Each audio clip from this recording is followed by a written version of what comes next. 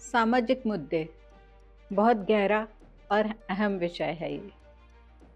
आज इसी विषय पर एक बार फिर मैं आप सबके समक्ष अपनी एक छोटी सी रचना प्रस्तुत करना चाहती हूँ, जिसको शीर्षक दिया है मैंने माई।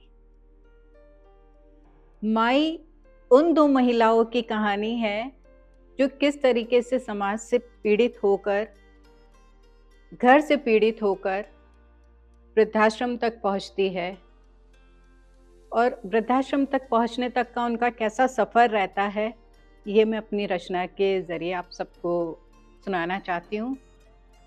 तो माई, मैं कैसे भूल जाऊँ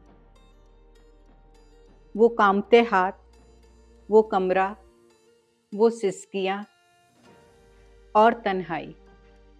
लौट कर आ जाओ न माई। मैं बनूंगी तुम्हारी बेटी, कहोगी तो बेटा भी बन जाऊंगी। तुम्हारी दुनिया खुशियों से मैं सजाऊंगी।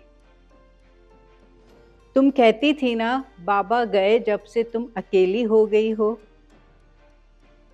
3 बेटों की माँ वृद्धाश्रम में खो गई हो।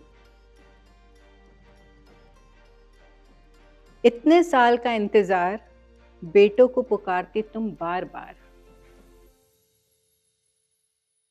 किसी ने खबर ना ली तुम्हारी। माई तुम नहीं थी लाचार, तुम नहीं थी बेचारी। मैं थी ना हमेशा तुम्हारे पास, बस बन न सकी बेटी खास। तुम्हें तड़पते देखा मैंने हर रोज। बेटों में था तुम्हारा कितना मोह कि तुमने कभी मुझ पर ध्यान तक न दिया। कभी नहीं पूछा मुझसे कैसी हो तुम प्रिय।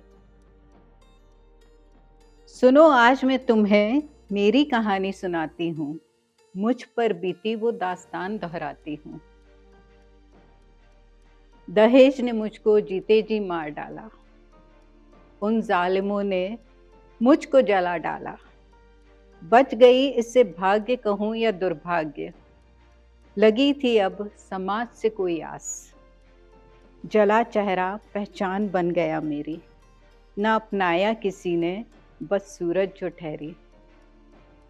पनाह मुझे इस वृद्धाश्रम में मिली। यहाँ आकर जैसे मेरी मुस्कान खिली। तुमसे मोह कर बैठी, बनना चाहा तुम्हारी बेटी। लेकिन किस्मत कहाँ थी मेरी ऐसी कि माई मिलती मुझे तुम जैसी। क्यों मोह में बेटों की तुम पगला गई।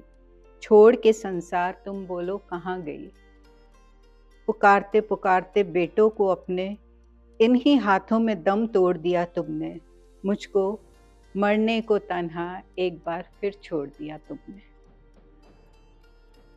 माई सुन, तेरे बिस्तर के नीचे मिली एक पर्ची। लिखा है जिसमें अब तो आ जाओ बेटा। वो पर्ची माई मैंने पढ़ ली। तू कहे तो अब बुला लूं बेटों को तेरे।